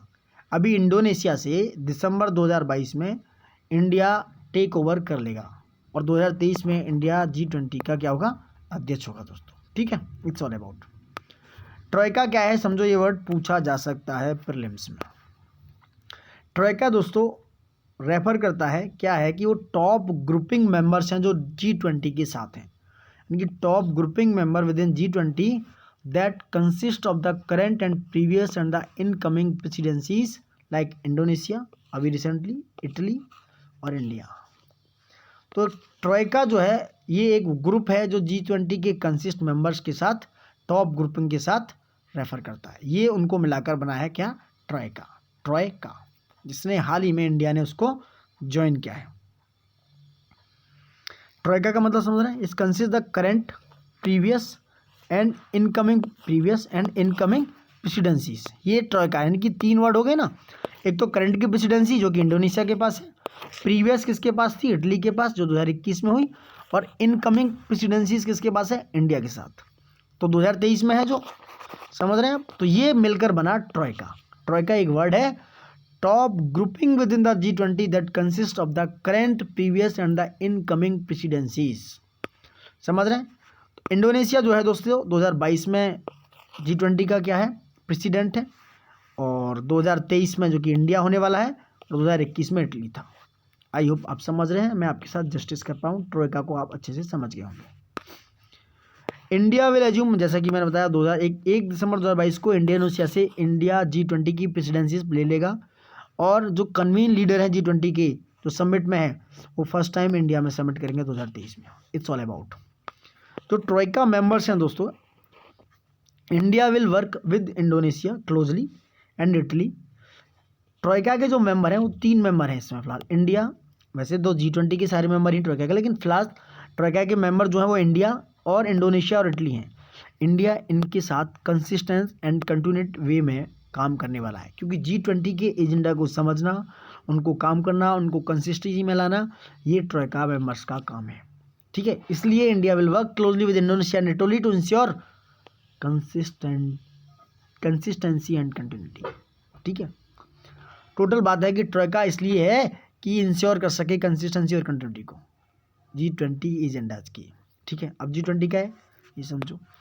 G20 दोस्तों एक स्ट्रेटेजिक मल्टीलेटरल प्लेटफॉर्म है जो कनेक्ट करता है वर्ल्ड के जितने भी बड़े बड़े डेवलप एंड इमर्जिंग इकोनॉमीज हैं उनको, इमर्जिंग मतलब उभरते हुए, अगर बात करें तो डेवलपिंग नेशन जो है उनके। G20 क्रिएट कराया गया था इसलिए कि जो फाइनेंशियल क्राइसिस हैं उसके रिस्पॉन्स में, और बहुत सारे जो सेवरल इमर्जिंग इकोनॉमीज हैं उनमें जो फाइनेंशियल क्राइसिस हो रहे थे उनके लिए 1990 में क्या किया गया था, क्रिएट किया गया था दोस्तों, जो ग्रोइंग रिकॉग्निशन था उसको पहचान करने के लिए। These countries were not adequately represented in global economic discussion and governance, ये जो कंट्रीज हैं प्रॉपर वे में काम नहीं कर पा रहे थे ग्लोबल इकोनॉमी में। ये स्टार्ट हुआ 1999 में, एक मीटिंग हुई फाइनेंस मिनिस्टर की और सेंट्रल बैंक गवर्नर्स की साथ में मिलकर। G20 ने ऐसे मुद्दे उठाए उन्होंने इस समिट में। ऐसा मुद्दा उठाया कि 2008 में जो ग्लोबल फाइनेंस क्राइसिस आने वाला था या जो इकोनॉमिक क्राइसिस 2018 में आ रहा था, G20 was raise to this summit and level in 2008। तो इस तरह के सिचुएशन को लगाने के लिए G20 लेके आए दोस्तों, ठीक है। ये इसका एक स्ट्रेटेजिक रोल है G20 का। ये सिक्योर करता है भविष्य की ग्लोबल इकोनॉमिक ग्रोथ को और उसकी प्रॉस्पेरिटी को, समझ रहे। G20 का दोस्तों कोई भी परमानेंट सेक्रेटरीट नहीं है। जब वो क्वेश्चन में दे देगा क्या do you have G20 have the permanent secretariat, तो आप कंफ्यूज होंगे। तो G20 have no permanent secretariat दोस्तों, समझ रहे हैं। इसका एजेंडा ये है G20 का, agenda and the work coordination is completed by G20 leaders personal representatives known as sherpa. जो पर्सनल रिप्रेजेंटेटिव है उन्हें क्या कहलाता है, शेरपा कहलाते हैं, जो कि फाइनेंस मिनिस्टर और सेंट्रल बैंक गवर्नर्स के साथ मिलकर काम करते हैं। ऑब्जेक्टिव क्या है G20 की, ऑब्जेक्टिव है कि पॉलिसी कोऑर्डिनेशन होना चाहिए मेंबर्स स्टेट के बीच में, जितने मेंबर हैं उनके बीच में पॉलिसी को लेके एक प्यारा सा कोऑर्डिनेशन हो, जो जिससे ग्लोबल इकोनॉमिक जो स्टेबिलिटी है उसको अचीव कर पाएँ, सस्टेनेबल ग्रोथ को अचीव कर पाएँ, और जो फाइनेंशियल रेगुलेशन है उनको प्रमोट हो सके, और जो रिस्क है रिड्यूस हो सके, और जो फ्यूचर में फाइनेंशियल क्राइसिस जैसी चीज़ें आने वाली हैं वो उसको रोका जा सके, और एक नया इंटरनेशनल फाइनेंशियल आर्किटेक्चर क्रिएट करना भी इसका ऑब्जेक्टिव है दोस्तों। इंडिया जो है G20 का फाउंडिंग मेंबर है एंड एक बहुत बड़ा ही एक्टिव रोल प्ले करता है दोस्तों, अपने नए आइडियाज़ के थ्रू और कुछ सॉल्यूशन निकालने के थ्रू। इससे पहले कि हम इम्पोर्टेंस समझें G20 के मेंबर्स कंट्री समझ लो। ट्राई का आप समझ चुके हैं। अब इसमें G7 और G8 और G20 मेंबर्स हैं, करीब 20 कंट्रीज हैं दोस्तों। आप यहाँ पर देख सकते हैं कौन कौन से। इंडिया फाउंडिंग मेंबर है, ये याद रखना, कंफ्यूज यहीं से हो गया आप। इम्पोर्टेंस क्या है G20 की, ग्लोबल इकोनॉमिक ग्रोथ को लेके बहुत बड़ा इंपॉर्टेंस है। इसका जो साइज है स्ट्रेटेजिकली देखा जाए तो इज़ वेरी बिग वन, क्योंकि बहुत ज़्यादा क्रूशल एंड इम्पोर्टेंट रोल है G20 का एक फ्यूचर ग्लोबल इकोनॉमिक ग्रोथ को तैयार करने में दोस्तों। एक रास्ता तैयार करने में G20 have the crucial and important role in setting the path for the future of global economic growth. और एक और इम्पोर्टेंस ये है कि भैया जो ग्लोबल क्राइसिस है, जो फ्यूचर ग्लोबल फाइनेंशियल क्राइसिस हैं, उनको एड्रेस करने में भी G20 का बहुत बड़ा योगदान है। प्रीवियस समिट में देखा गया 2008 की फाइनेंशियल क्राइसिस को एड्रेस किया गया था, और ईरानियन न्यूक्लियर प्रोग्राम को इसमें एड्रेस किया गया, and covid pandemic and climate changes को भी एड्रेस किया गया था। तो ये सारे काम भी G20 करता है दोस्तों। G20 नेशंस कमिटेड है to pump more than $5 trillion economy into the global economy and contribute to the WHO led कोविड-19 सॉलिडरिटी रिस्पॉन्स फंड। ये G20 नेशंस कमिटेड हैं दोस्तों इस तरह का सिनेरियो तैयार करने के लिए। टैक्स रिफॉर्म जैसी चीज़ें भी G20 के ऊपर अप्लाई होती हैं दोस्तों। टैक्स रिफॉर्म से पहले हम छोटा सा ये G20 मेंबर्स रिप्रेजेंटेशन देख लेते हैं क्या है। G20 मेंबर्स रिप्रेजेंट ऑलमोस्ट क्या क्या है। G20 मेंबर्स पे ऐसा क्वेश्चन आ जाता है और वहाँ हम कंफ्यूज हो जाते हैं। मैंने जैसे भी कहा था कि G20 is very very crucial because of world की जितनी भी अच्छी कंट्रीज हैं, most developed and emerging and developing countries हैं, वो G20 में मेंबर्स हैं। तो देखो 90% ऑफ ग्लोबल GDP का G20 अपने पास रखता है। यानी कि अगर बात करें तो G20 90% ऑफ ग्लोबल GDP को रिप्रेजेंट करता है, 80% इंटरनेशनल ग्लोबल ट्रेड को रिप्रेजेंट करता है, और 2/3 ऑफ द वर्ल्ड पॉपुलेशन जो कि G20 मेंबर्स कंट्रीज में रहती है दोस्तों। 2/3 वर्ल्ड की पॉपुलेशन की बात करूँ, ओवरऑल 66% की बात कर रहे हैं करीब करीब, और 84% of the fossil fuels emission यही होता है। जैसे पेट्रोल, CNG, डीजल है, केमिकल वगैरह, ये सारे 84% फॉसिल फ्यूल्स एमिशंस भी यहीं से होता है इन G20 मेंबर्स कंट्री से। देख रहे हैं कितनी बड़ी विशाल सेना है इस G20 की, समझ रहे हैं आप। अब आते हैं टैक्स रिफॉर्म्स पे। इंटरनेशनल टैक्सेशन जैसी चीज़ें हैं, इससे रेगुलर फीचर है G20 का कि वो टैक्स रिफॉर्म्स होनी चाहिए। तो समिट स्टार्ट हुई थी 2008 में, तब से ये फीचर लागू हुआ है दोस्तों। ये हेल्प कैसे कर सकता है, एंड टैक्स रिफॉर्म हो रहे हैं तो इट कैन हेल्प जो लो इनकम डेवलपिंग कंट्रीज हैं उनके लिए फ़ायदा है दोस्तों, उनको लिए हेल्प कर सकते हैं, क्योंकि ये वाइड रेंजिंग टैक्स रिफॉर्म जो है to bring greater transparency to the international tax environment. तो अगर इस तरह के टैक्स रिफॉर्म होंगे तो क्या है, एक ट्रांसपेरेंसी आएगी। ट्रांसपेरेंसी आएगी तो इंटरनेशनल टैक्स जो इन्वायरमेंट है वो अच्छा होगा, उसमें सुधार होगा। इस तरह की जो इन्फॉर्मेशन एक्सचेंज होगी ना एक कंट्री से दूसरे कंट्री में, तो जो एवोडेंस है टैक्स से जो लोग बचते हैं, इविजन होता है टैक्स का, उससे बचा जा सकता है। क्योंकि बहुत सारे जो लार्ज कॉरपोरेशन है, जैसे बात करें OECD या BEPS के थ्रू वो जो प्रोजेक्ट हैं, उनको क्या है, they adjust tax avoidance by large corporation that things. Rome summit की बात करें जो G20 का 2021 में हुआ था, रोम बोले तो इटली में है दोस्तों, वहाँ के लीडर्स ने एंडोर्स किया कि भाई एक एग्रीमेंट होना चाहिए, करीब करीब 140 कंट्री के बीच में एक ऐसा एग्रीमेंट तैयार किया जो overall international corporate taxation system को लागू करेगा दोस्तों। इंटरनेशनल कॉर्पोरेट टैक्सेशन को लागू करेगा। G20 इटली में ऐसा एंडोर्स किया गया उनके लीडर्स के द्वारा। तो जो एग्रीमेंट था, इसे culmination of a year long proceed led by the G20 members and OECD, उन्होंने तैयार किया कि भैया करीब करीब 15% मिनिमम टैक्स एलवेजल न्यू रूल्स के अकॉर्डिंग रीडिस्ट्रीब्यूट होना चाहिए कुछ और टैक्स में, कुछ और टैक्स रेवेन्यू में, जो मल्टीनेशनल कंपनियां हैं उनके द्वारा दोस्तों, उनसे 15% इस तरीके का टैक्स क्या होना चाहिए, रीडिस्ट्रीब्यूट होना चाहिए न्यू रूल्स के अकॉर्डिंग। उसके बाद रिकास्ट कर सकता है ये बायलैटरल टाइज, समझ रहे हैं, जो बायलैटरल टाइज हैं उनको रिकास्ट करना भी काम है। Human resource development and employment में भी काम करता है। जैसे 2014 में बात करें कि G20 ने कंप्लीट किया था, वो जो जेंडर गैप है वर्क फोर्स में उसको कम करेगा, reduce the gender gap in work force. Participation by 25% by 2025, यानी कि 25% 2025 तक जेंडर गैप जो है उसको कम कर देगा कौन, G20 कंट्रीज। और उन्होंने सपोर्ट किया इस इनिशिएटिव को। G20 also developed national employment plan बनाया इन्होंने, which provide opportunity for inclusion, जिसने एक अपॉर्चुनिटी तैयार की इंक्लूजन के लिए दोस्तों। 2015 में इसने एग्री किया जो यंग पीपल का जो शेयर है, reduce the share of young people who are most at risk of being left permanently behind in the labour market. इतने को भी इन्होंने एड्रेस किया, टारगेट किया बहुत सारे जो G20 and low income developing countries हैं उनके फ्रेमवर्क को तैयार करने में। लाभ बहुत सारी चीज़ें हुई, यू कैन सी है, यानी कि human resource development and employment में योगदान देता है।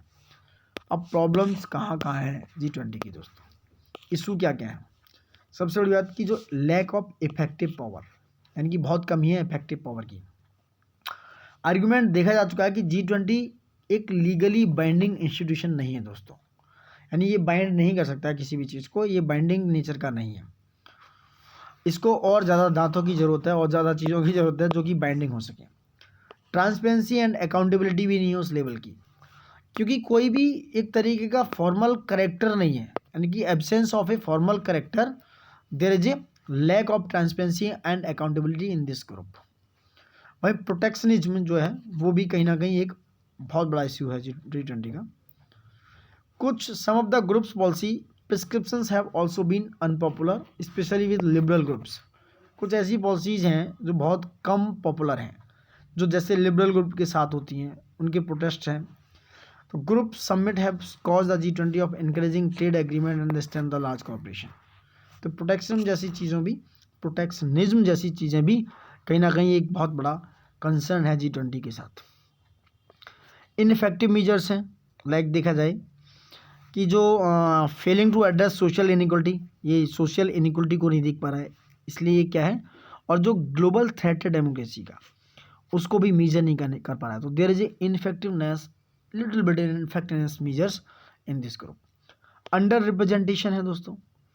क्रिटिक्स ये भी आर्गूमेंट देते हैं दोस्तों कि ओवरली अगर देखा जाए तो the group is overly restrictive है पूरी तरीके से, रिप्रेजेंटेशन की बहुत कमी है। जैसे देखा जाए बहुत सारे एडिंग गेस्ट होने चाहिए इसमें, लाइक अफ्रीकन कंट्रीज से, like little more than a taken effort to make the G20 reflective बनना चाहिए वो। द वर्ल्ड्स इकोनॉमिक डाइवर्सिटी उसमें होनी चाहिए, ऐसा नहीं है तो ये अंडर रिप्रेजेंटेशन है। कि I hope so African countries कोई भी इसमें पार्टिसिपेट नहीं कर रहा है, इसको एज ए गेस्ट पार्टिसिपेशन होना चाहिए एज ए गेस्ट, या किसी भी तरीके से रिप्रेजेंटेशन होना चाहिए। तो under representation is a biggest issue of G20 countries. Conclusion देखो कि the world is so interconnected and integrated now that countries have to work together to resolve all global issues. G20 must provide the vision to bind all the countries, especially the emerging market like Indonesia, India, Brazil and Mexico. तो ये कह रहे हैं ना, bind होना चाहिए इनका vision. तो जब बाइंड होगा तो रिजॉल्व होंगे इशू, प्रॉब्लम्स होंगी, क्राइसिस को सॉर्ट आउट किया जाएगा और ग्लोबल गवर्नेंस बढ़ेगा, सपोर्ट मिलेगा, कोऑर्डिनेशन होगा दोस्तों। तो these all things are related to G20 and concern and conclusion and way forward and issues. I hope आप समझ पा रहे हैं और मैं आपके साथ जस्टिस कर पा रहा हूँ। अब आते हैं प्रीलिम्स बूस्टर जैसी चीज़ों पे। न्यूज इन शॉर्ट क्या है? तो दोस्तों ये है प्रीलिम्स बूस्टर, एक तरीके से न्यूज इन शॉर्ट। पहला है आपका प्रीलिम्स बूस्टर का क्वेश्चन। वर्ल्ड ट्रेड ऑर्गेनाइजेशन यानी कि WTO का डिस्प्यूट्स है, जो उसका जो पैनल है उसने इंडिया का शुगर एक्सपोर्ट सब्सिडी है उसके अगेंस्ट में, यानी एक तरीके से WTO में इस डिस्प्यूट्स को लेके आया गया है कि जो ऑस्ट्रेलिया, ब्राज़ील एंड ग्वाटेमाला है उन्होंने इस पर कंप्लेंट की है WTO में कि इंडिया जो शुगर एक्सपोर्ट सब्सिडी है उसके अगेंस्ट काम कर रहा है, ज़्यादा सब्सिडी दे रहा है, एक तरीके से ये है। तो ऑस्ट्रेलिया, ब्राज़ील एंड ग्वाटेमाला जो कंट्रीज हैं उन्होंने कंप्लेंट किया है domestic support provide by India to sugar cane producer was in excess of the limit, यानी कि जो इंडिया है जो उसके डोमेस्टिक लिमिट है सपोर्ट करने की, यानी कि सब्सिडी देने की, जो शुगर केन प्रोड्यूसर यानी गन्ना के जो उत्पादक हैं वो अपनी लिमिट को एक्सेस कर रहा है, अपनी लिमिट को बढ़ा रहा है, यानी कि अपनी लिमिट से बाहर दे रहा है, जो कि अलाउ किया है WTO ने उससे बाहर दे रहा है, उसके ऊपर जा रहा है दोस्तों। ठीक है, यानी कि it also provides prohibited export subsidy to sugar mills, ऐसा कहना है ऑस्ट्रेलिया, ब्राज़ील एंड ग्वाटेमाला का। रिजल्ट देखा है कि जो पैनल है उसने पाया कि India was acting inconsistently with इस obligation under agreement on agriculture.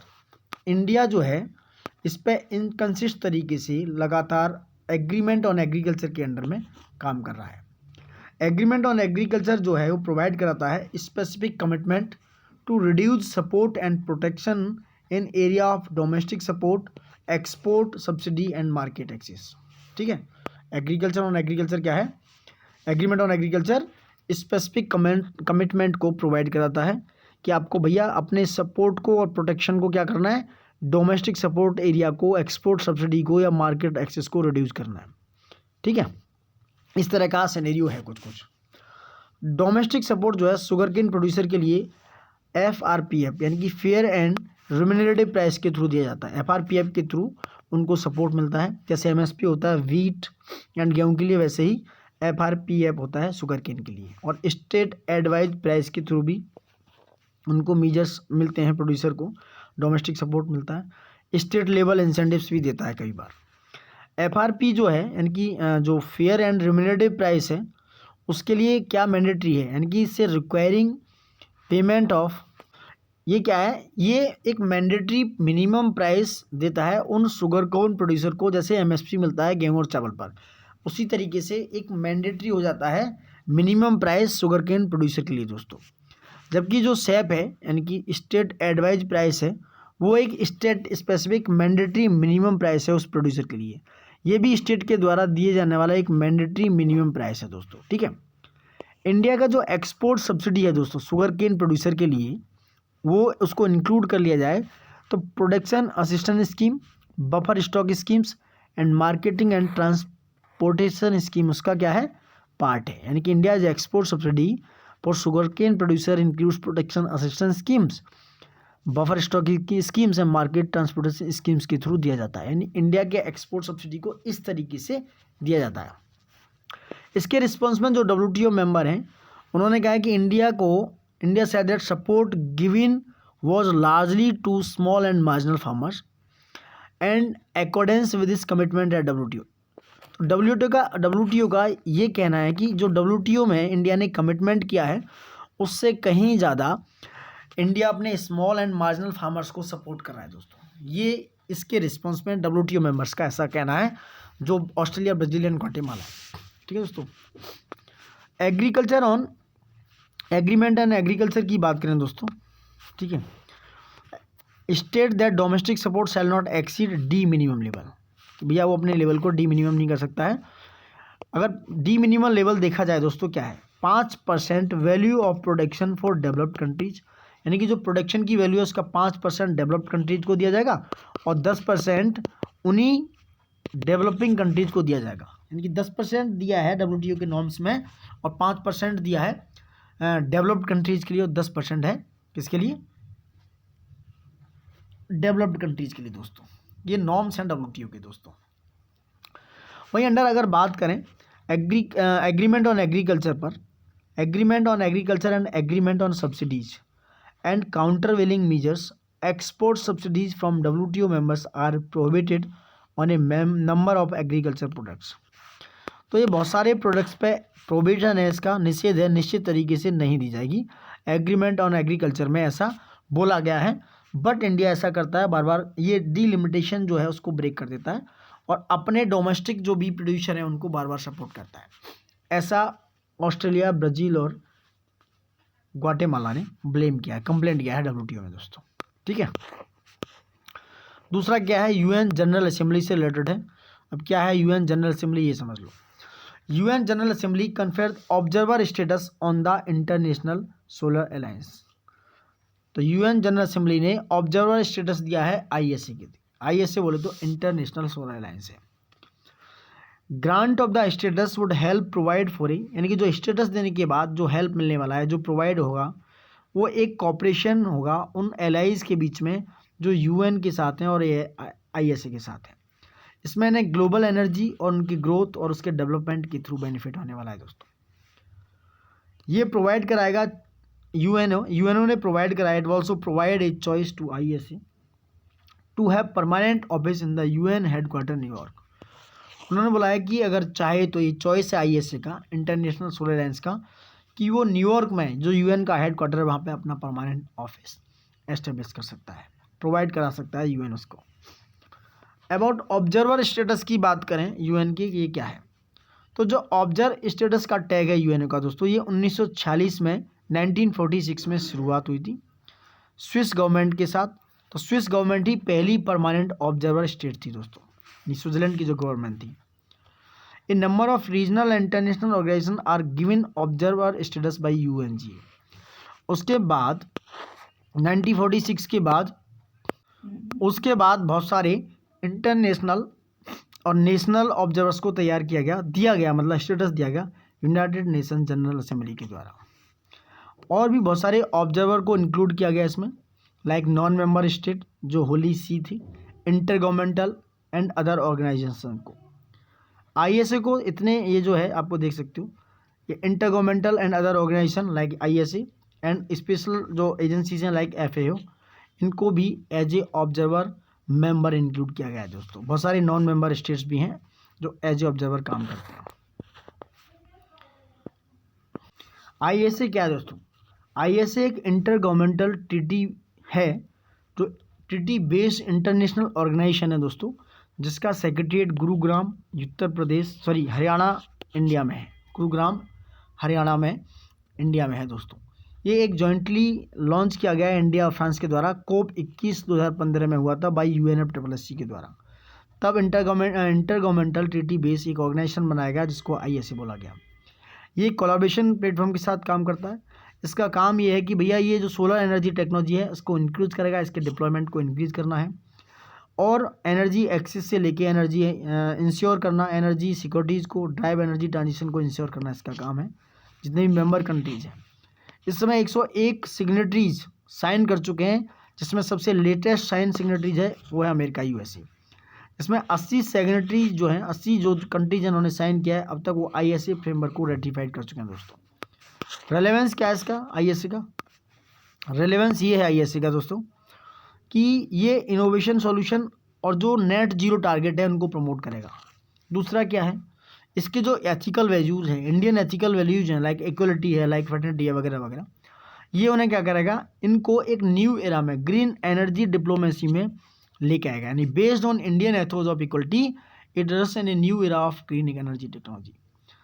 अब देख सकते हो ये कैसे प्रमोट करेगा, सोलर कंपास जो है उसको इंक्रीज करेगा रिसर्च में, सोलर पावर में, और 1 सन 1 वर्ल्ड एंड 1 ग्रिड जैसी चीज़ों को बिल्डअप करेगा।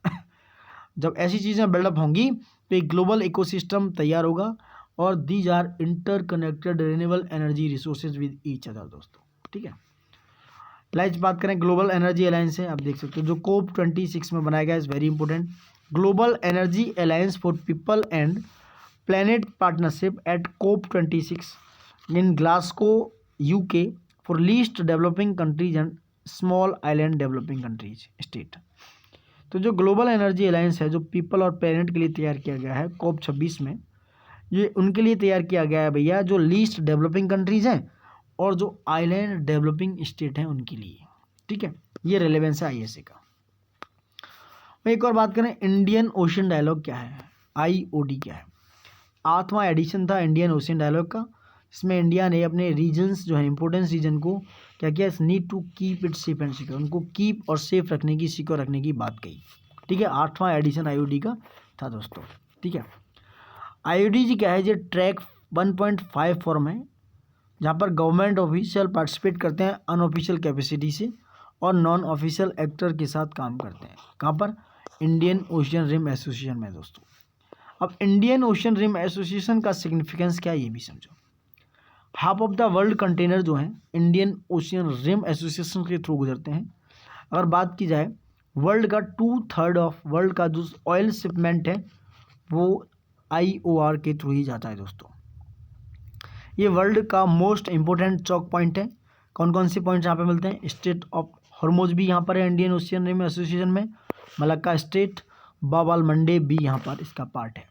जो बाब अल मंडेब है ये एक बहुत ही स्ट्रेटेजिक इंपॉर्टेंट पार्ट है global trade and energy flow का दोस्तों। अगर रफली अनाउंस किया जाए कि it contain the 1/3 of the world population and 25% of land masses it have contained and around 40% of world's oil and gas reserves are in Indian Ocean Rim Association। तो ये सारे फैक्ट्स हैं जो मैं आपको बता रहा हूँ। करीब 1/3 पॉपुलेशन यानी कि 33% पॉपुलेशन को ये कंटेन करता है, 25% लैंड मासेस इसके पास हैं और करीब 40% जो वर्ल्ड का ऑयल और गैस रिजर्व्स है वो कहाँ पर है, IOR में दोस्तों, इंडियन ओशियन रिम एसोसिएशन में। इंडिया के इनिशिएटिव क्या हैं IOR के टुवार्ड्स, प्राइमरी सिक्योरिटी प्रोवाइडर हैं।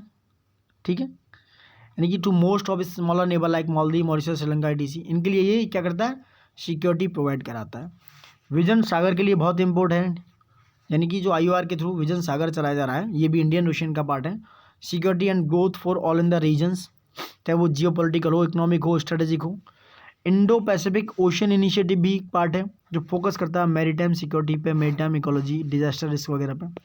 और भी अदर इनिशिएटिव हैं like Indian Ocean naval symposium जो मैरीटाइम कॉपरेशन को इंक्रीज करता है दोस्तों। ठीक है, नेक्स्ट है आपका 3rd India Central Asia dialogue between foreign minister held in Delhi. तो तीसरी एशिया डायलॉग हुआ है ना, तीसरा इंडिया सेंट्रल एशिया डायलॉग हुआ है फॉरेन मिनिस्टर्स के बीच में, विदेश मंत्रालय के बीच में दिल्ली में हेल्ड हुआ दोस्तों। ये डायलॉग जो है हेल्ड किया गया है India and 5 central Asian countries हैं। कहाँ, कौन कौन से 5 सेंट्रल एशियन कंट्रीज हैं, number 1 Kazakhstan, Kyrgyzstan, Tajikistan, Turkmenistan और उज्बेकिस्तान। कक्टरू एक तरीके से कह सकते हो, ये 5 सेंट्रल एशिया के कंट्रीज हैं, इनके बीच में सेंट्रल एशिया समिट हेल्ड हुआ है जहाँ फॉरेन मिनिस्टर्स ने पार्टिसिपेट किया दिल्ली में। इसके की हाईलाइट समझ लो, इज़ वेरी इंपॉर्टेंट। इस हाईलाइट में इस जॉइंट स्टेटमेंट में बात हुई कि भाई जो अफगानिस्तान का इशू है उस पर बात हुई, एक रेजोल्यूशन लेके आए लोग। इंडिया जो है फ्लॉटेड करेगा ए 4C अप्रोच। 4C अप्रोच क्या है, 4C से मतलब है 4C के थ्रू काम करेगा इंडिया, ये उसकी तरफ मूव करेगा। लाइक कॉमर्स एक है, कैपेसिटी एनहेंसमेंट दूसरा C, तीसरा है कनेक्टिविटी एंड कॉन्टैक्ट्स, चौथा है फर्दर जो है cooperation between 2 sides, expand the cooperation. These are 4C India have floated in these approach. ठीक है, टेररिज्म पे जॉइंट सेटिंग में बात हुई, टेररिज्म के मुद्दे पे, आतंकवाद वाले मुद्दे पे। उन्होंने कहा कि भैया ये अर्ली जो बहुत जल्दी इसको अडॉप्ट कर लेना चाहिए UN comprehensive convention on international terrorism पर। कनेक्टिविटी पर भी बात की इन्होंने कि जो फुल यूटिलाइजेशन ऑफ चाबर पोर्ट है ईरान में, जो रीजनल कनेक्टिविटी के लिए बहुत इंपॉर्टेंट है, इस पर बहुत जल्दी डिसीजन आ जाना चाहिए, डिसाइड करो भैया क्या करना है क्या नहीं करना। ठीक है, तो ये 5 सेंट्रल एशियन कंट्रीज हैं जो बहुत मेंबर हैं किसके, OIC के। OIC क्या, ऑर्गेनाइजेशन ऑफ इस्लामिक कोऑपरेशन की भी मेंबर है ये 500 कंट्रीज। और they skip the meeting organise by Pakistan on the situation of Afghanistan to attend the dialogue in Delhi. ये भी बड़ी बात है। इन 500 कंट्रीज ने दोस्तों क्या किया, पाकिस्तान में एक मीटिंग होने वाली थी उसको स्किप कर दिया। These are 5 countries have skip the meeting organise by Pakistan, जो कि पाकिस्तान ने ऑर्गेनाइज किया था अफगानिस्तान की सिचुएशन पर बात करने के लिए, बट इन्होंने इसको स्किप कर दिया एंड इन्होंने दिल्ली के साथ एक जॉइंट मीटिंग की दोस्तों, यहाँ के फॉरेन मिनिस्टर्स हैं उन्होंने। ठीक है, अब बात करते हैं इम्पोर्टेंस क्या है सेंट्रल एशियन रीजन की। जो 500 कंट्रीज की बात हुई थी उनकी इम्पोर्टेंस क्या है दोस्तों, समझो। इनकी इम्पोर्टेंस है, सेंट्रल एशियन रीजन की बात कर रहा हूँ मैं। पहले तो ये सेंट्रल एशिया रीजन को मैं दिखा दूँ आपको, ये देखो थोड़ा बड़ा कर देता हूँ। तो सेंट्रल एशियन रीजन है, ये कजाकिस्तान जिसकी राजधानी अस्ताना है, ये किर्गिस्तान है इसकी राजधानी बिश्केक है, ये तजाकिस्तान है इसकी राजधानी दुशांबे है, ये उज्बेकिस्तान है इसकी राजधानी ताशकंद है, और ये है नीचे उज्बेकिस्तान किर्गिस्तान। ठीक है, ये 5वां कंट्री है तुर्कमेनिस्तान। ठीक है दोस्तों, क्या है तुर्कमेनिस्तान ये। तो ये 5 कंट्रीज हैं सेंट्रल एशिया के, इधर चाइना ये सब देख सकते हो, ये कैस्पियन सी है इधर, और एक पर्शियन गल्फ दिखा रहे हैं। तो ये 5 कंट्रीज जो है सेंट्रल एशिया का अभी जो मीट हुआ है दिल्ली में इंडिया मीटिंग, जो 5 सेंट्रल एशियन कंट्रीज हैं, दीज आर 5। मैंने इनकी कैपिटल्स भी आपको बताई। इनका इंपॉर्टेंस क्या है सेंट्रल एशिया रीजन का, क्या समझो। इनका नंबर 1 जियो स्ट्रेटेजिक इंपॉर्टेंस है बहुत। कैसे, ये एशिया और यूरोप के बीच में एक कनेक्टिविटी का काम करते हैं, एक ब्रिज गैपिंग का काम करते हैं, एक तरह का ब्रिज तैयार करते हैं different regions of Asia and between Europe the country. क्योंकि अगर आप देखो यहाँ पे देखो, मैं एक मिनट और दिखाता हूँ, आप इन 5 रीजन से जाएंगे दोस्तों। ठीक है, तो देखो इधर रसिया के साथ कनेक्ट करेंगे तो कजाकिस्तान वगैरह होके जाना। देखो चाइना इधर, इधर इंडिया है, ये इंडिया है। अगर यहाँ से जाएंगे किसी भी रूट के थ्रू तो पाकिस्तान या तजाकिस्तान से होते हुए, चाइना से लगा हुआ है इंडिया से नहीं, तो यहाँ पीओके से लगा हुआ है तो तजाकिस्तान, याद रखना। इंडिया से तो पीओके इंडिया का ही पार्ट है ये इधर। तो यहाँ से होते हुए जाएंगे तो आप रशिया तक जा सकते हैं, इधर अजरबैजान कैस्पियन सी होते इधर यूरोप कंट्री एशिया में आप मूव कर सकते हैं।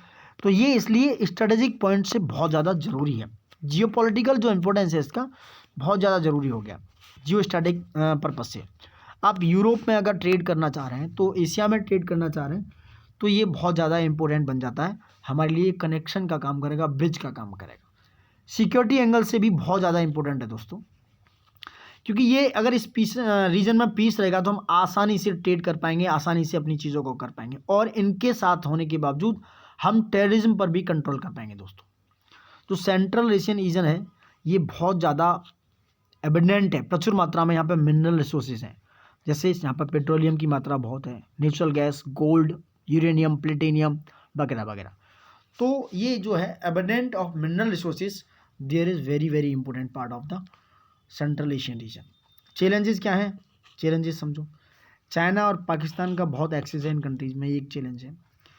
इंडिया की डायरेक्ट कनेक्टिविटी नहीं है, पाकिस्तान के थ्रू होके जाना है, अगर चाइना के थ्रू होके जाना है ये भी एक बहुत बड़ा लेके, या ईरान के थ्रू इस तरह चायबार पोर्ट से होके जाना है इस तरह की, तो इंडिया का डायरेक्ट कनेक्ट नहीं है, ये भी एक बहुत बड़ा प्रॉब्लम है। इंडिया के जो बायलैटरल ट्रेड है इन कंट्रीज़ के साथ बहुत लो है, इसलिए ये इंडिया के लिए चैलेंजिंग है दोस्तों, समझ रहे हैं। आई होप मैंने आपको सारी चीज़ें बता दी हैं। अब आगे समझो, इंडिया श्रीलंका फिशरीज डिस्प्यूट, जो मछली पकड़ने वाला डिस्प्यूट है इंडिया श्रीलंका का। तो इस समय रिसेंटली श्रीलंका की जो अथॉरिटीज़ है उसने करीब 68 भारतीय मछुआरों को 10 बोट के साथ डिटेन कर लिया, मतलब पकड़ लिया है, और उन पर पोचिंग और इलीगल फिशिंग के चार्ज लगाए हैं दोस्तों। Allegation of the poaching and illegal fishing in the island nations water. उन्होंने कहा कि भैया ये यहाँ पर इलीगल तरीके से हमारी टेरिटरी में, हमारे आइलैंड पर ये क्या कर रहे थे, मछलियाँ पकड़ रहे थे, ये इलीगल है। इंडिया बहुत टाइम पर बहुत सारी चीज़ों पर taken up the issue of early release of the Indian fisherman and boats with the government of Sri Lanka के साथ बातचीत हो चुकी है। इसके पीछे रीजंस क्या हैं, क्या डिस्प्यूट्स है। सबसे पहला डिस्प्यूट है कि इंडिया श्रीलंका के बीच में मैरीटाइम बाउंड्री को कोई डेफिनेशन है, यानी कि एक कोई क्लियर बाउंड्री है नहीं इंडिया और श्रीलंका के बीच में। Lack of defined maritime boundaries is a big issue of big dispute of India between India and Sri Lanka. इससे पहले 4 बार मैरीटाइम बाउंड्री एग्रीमेंट हो चुका है, आप यहाँ पे पढ़ सकते हो। तो ये एक इशू है। 1976 में एग्रीमेंट हुआ था दोनों नेशंस के बीच में। इन्होंने बोला था कि ceded the resources rich Katchatheevu island to Sri Lanka which the Tamil fisherman had traditionally fishing rights for centuries. तो इस तरीके से कच्चातीवू पर जो तमिलनाडु के मछुआरे हैं वो यहाँ पर क्या कर सकते हैं, मछलियाँ मार सकते हैं, बट ऐसा हुआ नहीं, पता नहीं क्या चाहता है। देखो ये पूरा फैक्टर है। रीज़न ये भी है कि श्रीलंका ने सर्विलांस चीज़ें बढ़ा दी हैं बहुत सारा, वहाँ पर जो श्रीलंकन की नेवी अच्छी तरीके से सर्विलांस रखती है, यानी कि सिक्योरिटी का नजर रखती है। डिप्लेशन है वहाँ पे बहुत ज़्यादा मरीन रिसोर्सेज का, तमिलनाडु कोस्ट के अलोंग में ये भी हो रहा है कि मरीन रिसोर्सेज वो क्या है, बहुत कमी हो रही है, उनकी डिप्लेट हो रहे हैं। ये भी कहीं ना एक प्रॉब्लम है। ठीक है दोस्तों, ये समझो, मैप में समझ लो ये क्या है। ये पाक स्टेट है, जाफना, ये श्रीलंका है, ये कच्चातीव आइलैंड है। यहाँ पर ये तमिलनाडु को जो फिशरमैन है वो सेंचुरी वाइज क्या कर सकते हैं, मछलियों का पोचिंग और ये सब कर सकते हैं, मतलब इस कच्चातीव तक। बट यहाँ से ही पकड़ लिया, क्योंकि यहाँ पे कोई क्लियर बाउंड्री है नहीं, कोई एग्रीमेंट है नहीं क्लियर कि कहाँ से कहाँ तक क्या है, तो ये भी कहीं ना कहीं इशू है। और ये तमिलनाडु कोस्ट है, यहाँ पे इन्होंने बोला है कि भैया बहुत ज़्यादा रिसोर्सेज का डिप्लेशन हो रहा है, बहुत कमी आ रही है, क्योंकि यहाँ के जितने मछुआरे हैं मछली वगैरह बहुत सारी चीज़ें ले जाते हैं, तो ये कहीं ना कहीं बहुत सारे इशूज़ हैं जो क्लियरेंस होनी चाहिए यहाँ पर, जो नहीं हो पा रहा है दोस्तों।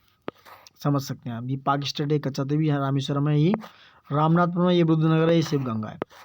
अब देखो न्यू डेवलपमेंट बैंक के बारे में बात करते हैं। ये क्या है, इजिप्ट जो है चौथा नया मेंबर है जिसने एनडीबी को, यानी कि नेशनल डेवलपमेंट को एडमिट किया है दोस्तों। बांग्लादेश और यूनाइटेड अरब अमीरात और उरुग्वे के बाद, ठीक है, चौथा कंट्री है जिसने बांग्लादेश और यूएई और उरुग्वे के बाद चौथा मेंबर है, इसने एनडीबी को एडमिट किया, यानी उसने एडमिशन कर लिया है इसमें।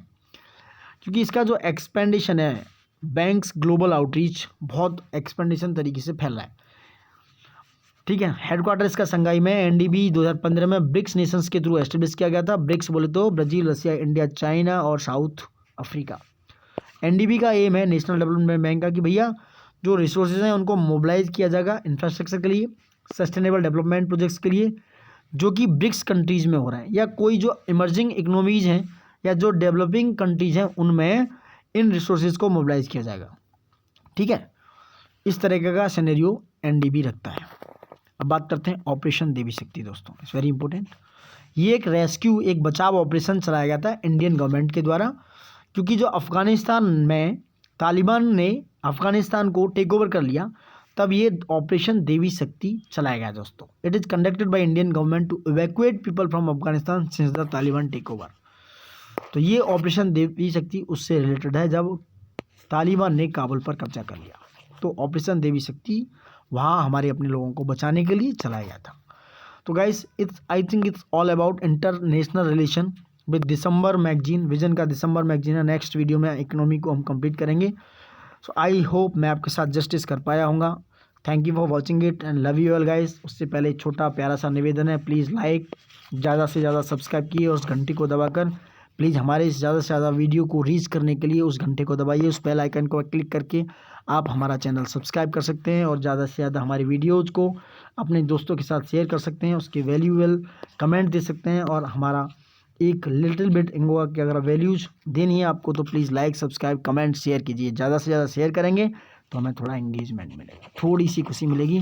इसके लिए बहुत बहुत धन्यवाद, बहुत बहुत प्यार, बहुत बहुत आभार। Thank you for watching it and love you दोस्तों।